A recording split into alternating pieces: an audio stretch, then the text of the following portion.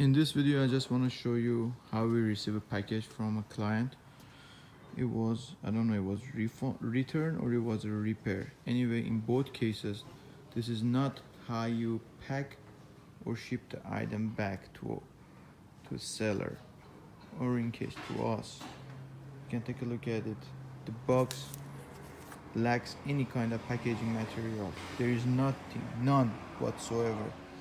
And the result of that caused the unit to get broken into pieces. You can see we have broken glasses here, broken wheels, and attachments all are disfigured, and broken tray on this side. And also I can show you how we send the item to this client and how we received it. So you saw how we received the item, and in this part you can see how we send the item.